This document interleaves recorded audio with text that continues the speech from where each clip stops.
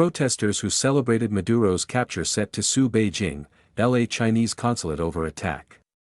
Victims of an attack by a Chinese consulate guard in Los Angeles have said that they intend to file a lawsuit against the attacker, the diplomatic mission, and Beijing. Jia Lijian, head of the China Democracy Party International Alliance and one of the victims, hosted a press conference outside the Chinese Consulate General on January 11. He said that accountability should extend beyond the perpetrator and his security company to the Chinese Consulate General and authorities in Beijing, adding that the attack was an act of the Chinese regime's transnational repression. "We will take them to court," Jia said, according to a translation of his original speech in Mandarin. "This effort to seek justice is not about personal redress alone, it is a life-and-death struggle between global justice, democracy, and freedom, and the evil, dark tyranny of the Chinese Communist regime." The attack occurred on January 4, after dozens of Chinese protesters held a peaceful event outside the Chinese Consulate General to celebrate the U.S. capture of former Venezuelan leader Nicolas Maduro and to denounce the Chinese Communist Party and its leader, Xi Jinping. The event took a troubling turn when a security guard, after verbally threatening the participants during a heated exchange, pepper-sprayed them and those standing in the street, according to video footage from the scene. The guard, 38-year-old security company owner Wu Xian, was arrested shortly after the attack. According to the Los Angeles County Sheriff's Department, he was released 2 days later on a court order. The U.S. State Department has expressed concern over the incident, noting that the First Amendment guarantees the right to peaceful assembly.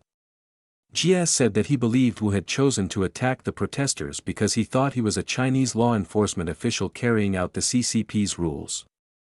Yu Feizhu, a Chinese human rights lawyer who was among hundreds of lawyers and activists targeted in a 2015 nationwide clampdown in China, said at the press conference that he felt fortunate to be able to join others in staging peaceful protests in the United States.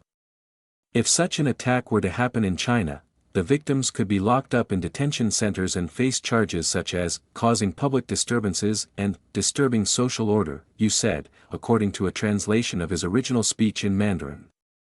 Lawsuit. China Democracy Party United Headquarters held a separate press conference in the City of Industry, California, on January 10. The organization's chairman, Zheng Suanzhu, told the Epoch Times that the lawsuit would also ask the Chinese Consulate General to issue an apology over the attack.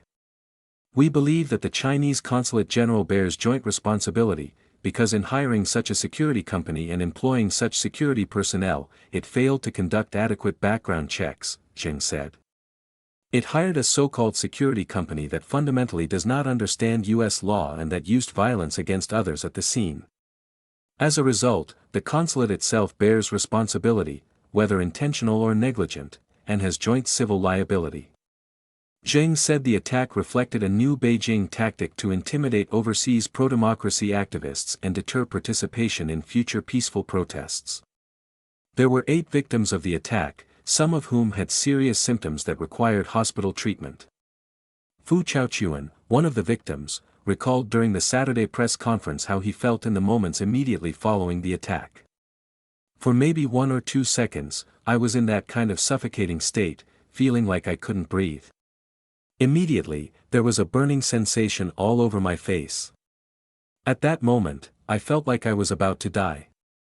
It was an overwhelming feeling of suffocation," Fu said, according to a translation of his remarks.